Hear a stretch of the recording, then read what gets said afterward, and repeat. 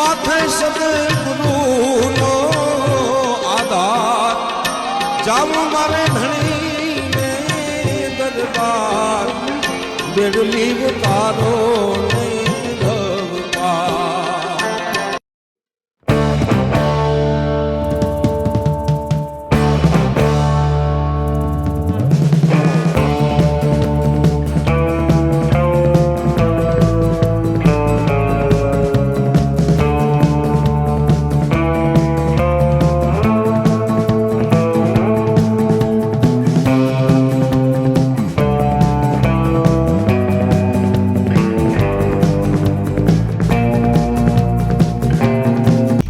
Hello guys, તો ફરી એકવાર સ્વાગત છે તમારું બધાનું મારી યુટ્યુબ ચેનલ પર।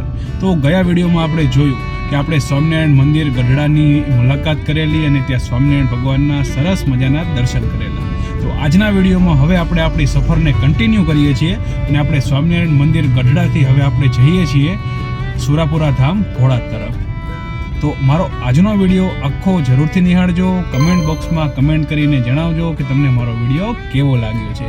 તો ચાલો આજના વિડીયોની આપણે શરૂઆત કરીએ। તો મિત્રો, આપણે સુરાપુરા ધામ ભોળાદ જવા માટે ગઢડાથી આગળ નીકળી ચૂક્યા છીએ અને હવે આપણે સુરાપુરા ધામ ભોળાદ જવું હોય તો ગઢડાથી ધંધુકા, ધંધુકાથી ફેદરા થઈને જવું પડે। તો હવે આપણે મિત્રો જો ફેદરા પહોંચવા આવ્યા છીએ અને બપોર થઈ ગઈ છે અને સારી એવી ભૂખ લાગી છે, તો આપણે ગેલોપ્સમાં પહેલાં સ્ટે કર્યો અને લાપિનોઝમાં જઈને આપણે પિઝા ખાધા છે।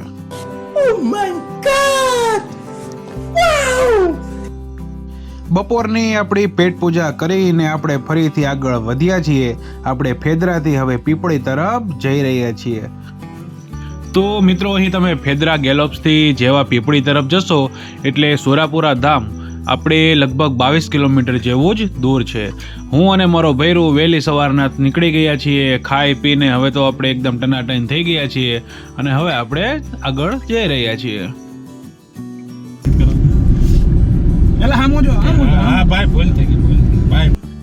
ભૈરો અમારો ગાડી ચલાવતા ચલાવતા આજુબાજુ બહુ જોવા લાગ્યો હતો, તો આપણે એને ફરીથી ગાડી ચલાવવા તરફ વળગાડી દીધો અને આમ જ મોજ મસ્તી કરતા કરતા આપણે સુરાપુરા ધામની એકદમ નજીક પહોંચી ગયા છીએ।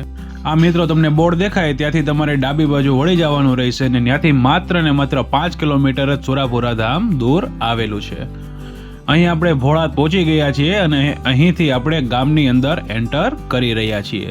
તો બસ મિત્રો, હવે આપણે ત્યાં પહોંચીએ એટલે હવે હું તમને આ ભોળાદ ભાલના સુરાપુરા ધામનો ઇતિહાસ અને થોડી તેની વાત કરીશ। મિત્રો, સૌપ્રથમ તો તમને એ કહું કે સુરાપુરા દાદા કોને કહેવાય। સુરવીરનું જીવન અને મરણ બંને પ્રેરણાદાયી રહ્યું હોય, જેમણે ગો, બ્રાહ્મણ, નારી અને ધર્મની રક્ષા માટે નાત જાત જોયા વગર, પોતાના સંતાન પરિવારની પરવા કર્યા વગર જગતની મોહ માયાને પળવારમાં ખતમ કરીને પોતાના શીશ મહાદેવના શરણે ધરી દીધા હોય, એ આજે 900 વર્ષ પછી પણ પોતાના મહાન કર્મથી જાગૃત થઈને પૂજાય છે। જેનામાં દેવ અંશ રહેલો છે, એ ખાંભીઓ આજે સુરાપુરા દાદા તરીકે ઓળખાય છે અને તેમને પૂજવામાં આવે છે। એવું જ આ ધામ છે સુરાપુરા ધામ ભોળાદ। મિત્રો, અહીં ભોળાદમાં સુરવીર શ્રી રાજાજી દાદા અને સુરવીર શ્રી તેજાજી દાદાની ખાંભીઓ છે, જ્યાં હજારો લોકો રોજ એ દાદાના દર્શન કરવા અને અહીં માથું ટેકવવા માટે આવે છે। મિત્રો, અહીં સુરાપુરા ધામ મંદિર ખુલવાનો સમય સવારે 6 વાગ્યાથી બપોરે 12 સુધી અને સાંજે 4 વાગ્યાથી રાતના 9 વાગ્યા સુધીનું છે। મિત્રો, એવું કહેવાય છે કે અહીં સુરાપુરા ધામમાં કોઈ પણ જાતની અંધશ્રદ્ધા લઈને આવવું નહીં, મનમાં શ્રદ્ધા રાખવી અને દાદા પાસે માગવું, જેથી દાદા બધી મનોકામના પૂર્ણ કરે છે એવું કહેવામાં આવે છે। અને આ સુરાપુરા ધામ લોકોની આસ્થાનું જ પ્રતીક છે। અહીં રોજના હજારો ભક્તો આવે છે, છતાં મંદિરમાં એક પણ જાતનો રૂપિયો કોઈ પણ પાસેથી લેવામાં આવતો નથી। તો ચાલો મિત્રો, આપણે અહીં પહોંચી ગયા છીએ, તો સૌપ્રથમ આપણે દાદાના દર્શન કરી લઈશું।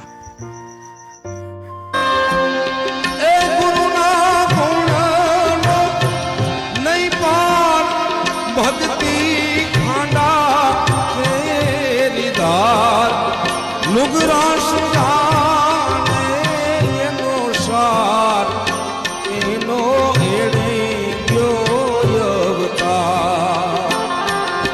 આવો ને જેસન રાઈ આપને પ્રેમ થકી મળીએ રેજી.